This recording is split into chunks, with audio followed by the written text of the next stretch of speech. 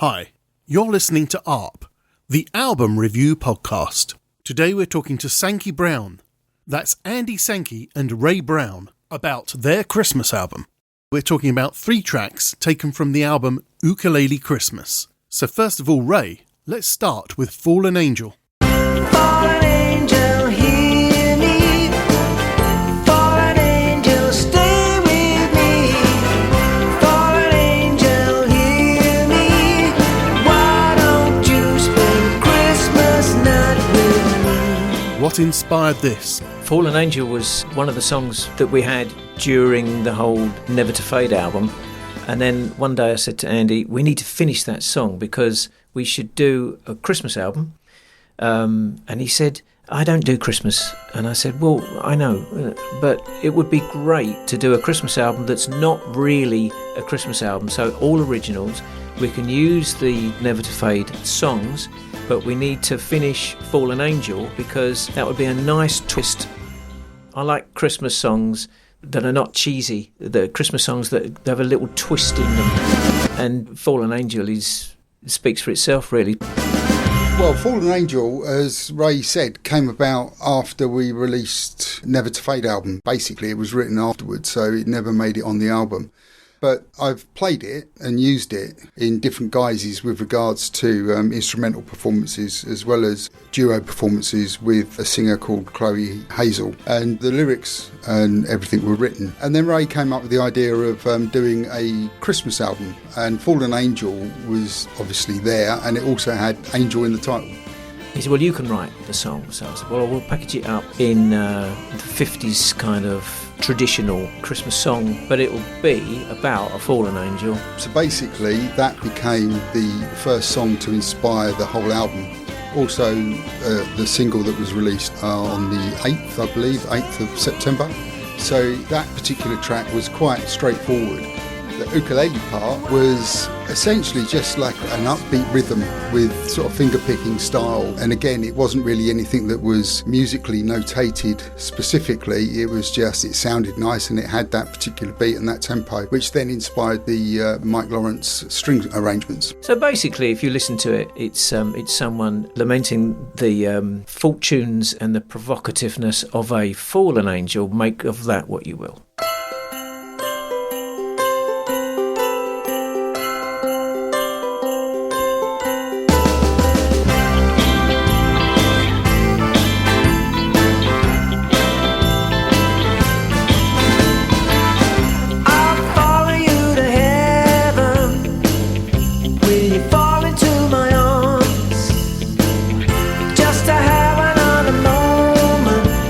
Defenseless to your charm.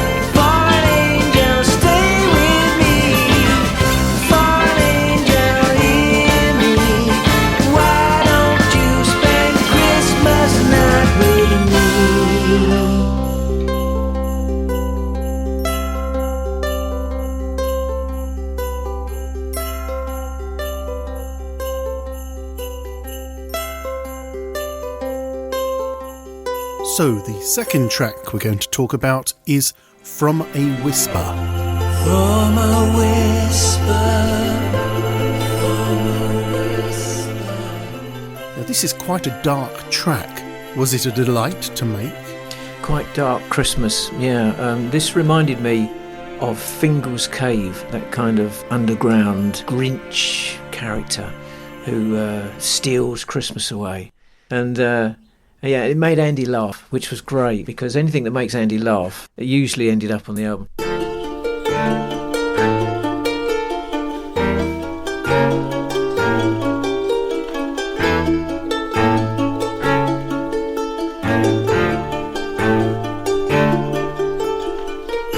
From a Whisper came about instrumentally a long way before the Christmas album.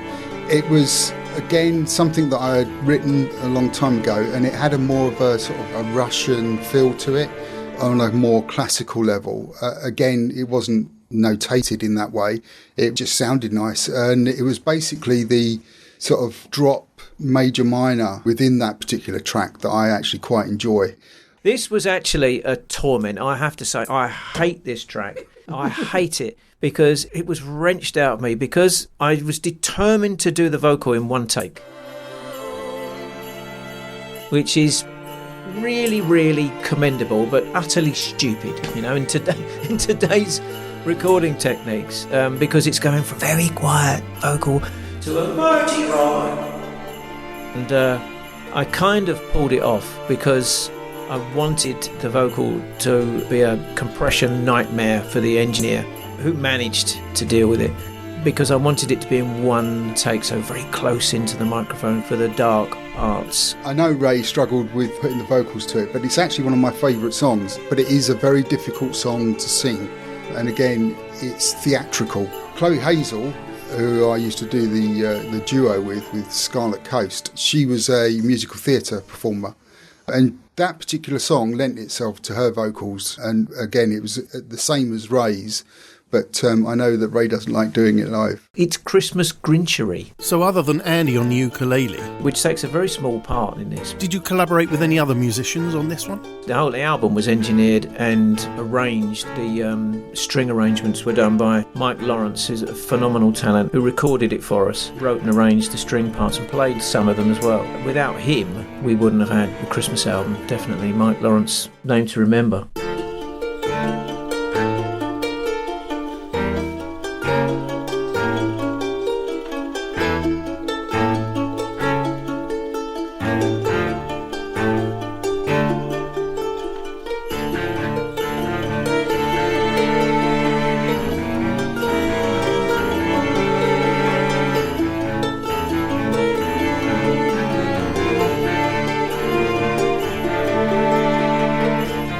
In the still of the night, we go hunting for the dancing light. A fool with an aching heart breaks the silence and begins his part. From a whisper to a thunderous rough sound.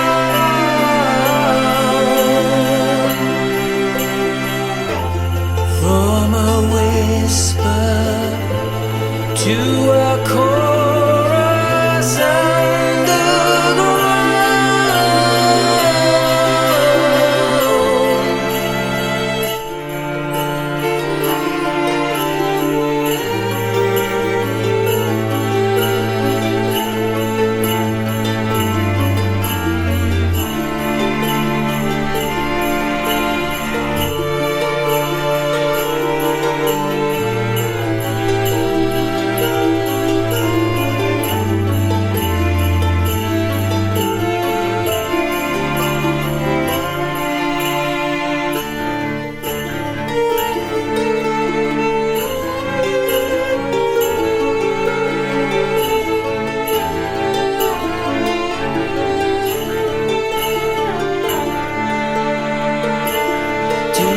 stage, she drifts so warm.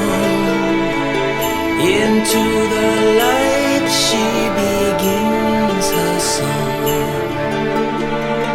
And like the falling leaves we bend and sway. We are like Hamlet to the flute she plays. From a whisper to a thunderous roar of sound. From a whisper to a chorus underground.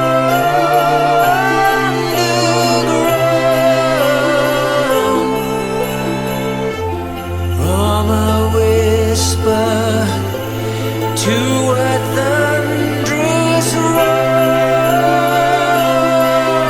of sound.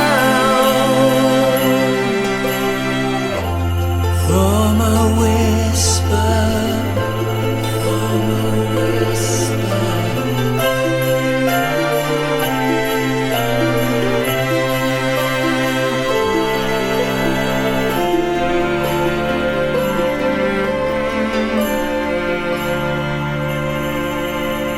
Right, so the third and final track of the Christmas album, Burning Bright. Andy, what have you got to say about this one? Burning Bright came about as a song. Well, it wasn't a song, it was an instrumental, as they all are in the beginning, before Ray puts his vocals to them. But this particular song was an uplifting ukulele part that I recorded a while back and performed it live as an instrumental many times. It was also the one that Andy Billups, a good friend of mine and Ray's, he was really, really interested in this song because of the intro part, as a lot of music referred to. It's got a hook, and that was the main thing really that he said. It's a I think in his words, it's a once in a lifetime hook that you've got on that particular piece. And again, it wasn't anything specific that I was doing to show off or knew what I was doing. It was again more using the chord that's played over is a G chord on the ukulele, which actually, interestingly, is the same shape as a D chord on guitar. And when you play that chord, you can pick each individual note. And when you do that on an ukulele, you get that hook line. That's essentially where the song came from. It was all written around that hook line, and the parts that it then goes into was developed more around that particular part itself, which is why it always goes on from that hook and then it always returns back to that hook line, because that's the key of that particular instrumental. Cool. Now, Burning Bright was also lyrically written by you, wasn't it, Ray? Yeah, Burning Bright. It's a nod to Good King Wenceslas and the 19th or even 18th century way of celebrating Christmas. Yeah, or maybe even earlier, maybe even medieval. What sort of image does this conjure up? In my mind, it's set in the courtyard of a low sun or even no sun, and of a church all covered in snow, with a village gathering playing their wassailing instruments. From the opening, I get a medieval vibe. Boss feasting, yeah, on a wassail, wherever a wassail is. Moving on. What a delicious feast for my ears. I know it. You can share my love for feeling, hearing, falling, calling. Hear the mother's wind will reel and blow.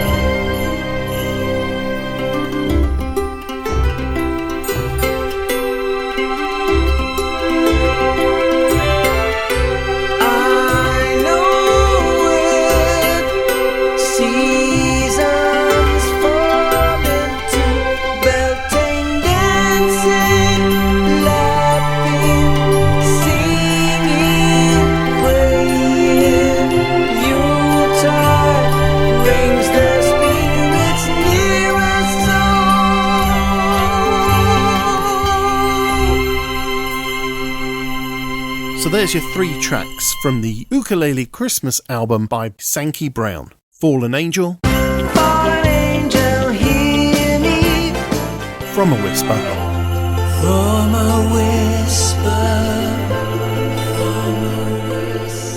and Burning Bright.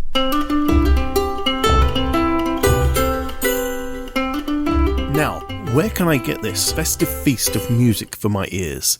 The album is available on all platforms, everything to stream. You can also buy the CD from CD Baby, but the actual streaming side of the album, you can get it on Spotify, iTunes, Amazon, all the usual places.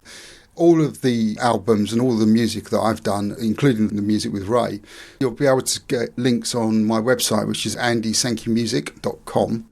I don't tend to use things like Bandcamp and stuff. What I do use is SoundCloud. SoundCloud has sort of developed a little bit more than when it first came out, because we used to use it as a platform for sharing music with other musicians. It now has its own, I suppose, audience. It's totally unlicensed to a certain extent. What I mean by that is that it's not governed in any way. So people can release whatever they like on that particular platform, and you can create your own playlists and so on. They've even gone to a point now that if you sign up to Artist or Artist Pro, where they will distribute free of charge for you as well. And that goes to all the same platforms. But that's only whilst you're a member of that, otherwise it gets taken down. But SoundCloud is another thing that I use to release music on, mainly because I can always take it down, put it up, but also the other thing you can actually do is you can set a release date for anything on SoundCloud, and you'll receive the same royalties you would with all the other platforms. Many thanks, Andy. Bye! Many thanks, Ray. Thank you very much. Pleasure. And thank you, listeners. That's all for this review. If you'd like to get in touch, email us on arp.podcast.album.review@gmail.com.